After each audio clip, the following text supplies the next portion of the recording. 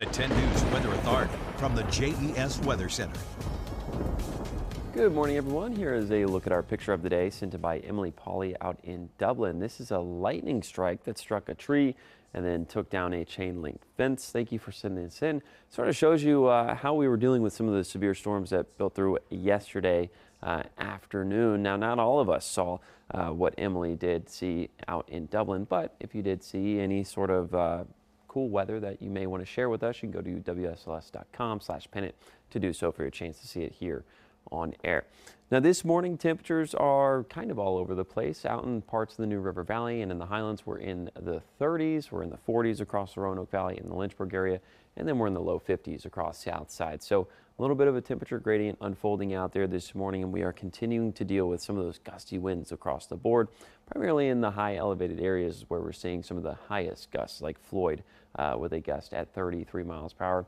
Winds will eventually start to settle down. So if you're walking out the door this morning, you're like, man, why are we dealing with these winds again? Well, we had a front pass through. We've got a temperature gradient, which leads to a pressure gradient, which then leads to an increase in some of our winds as they flow from northwest to southeast.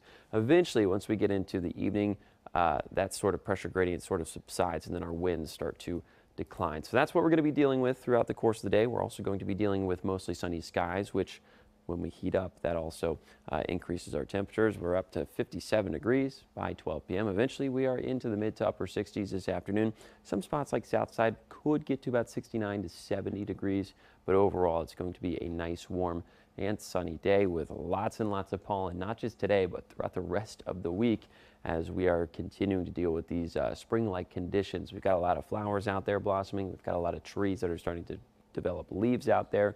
So spring is fully in swing out there. Now, speaking of the rest of the week, once we get into tomorrow, notice our winds are going to be primarily out of the east. If not, they're out of the south and east. And so we're going to have some winds banking up against some of the mountains. We're going to stay a little bit cloudy on our Wednesday, maybe a little bit cool as well.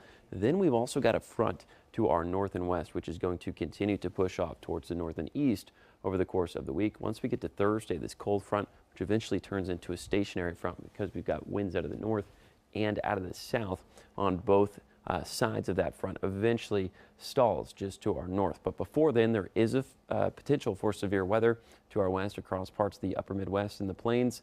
And something that is going to be very decisive in what we see on Wednesday, Thursday, and Friday of this week is an area of high pressure that starts to build in just off the east coast of the United States. What that is doing is bringing in a southerly component to our wind, bringing in warm air as well as winds out of the south, pushing all of that rain towards the north. So you'll see on your 7-day forecast, we've got a 20 to 30% chance of rain through Friday, with temperatures increasing into the 80s Thursday through Sunday. So if you like the warm air, it is going to be warm out there come later this week.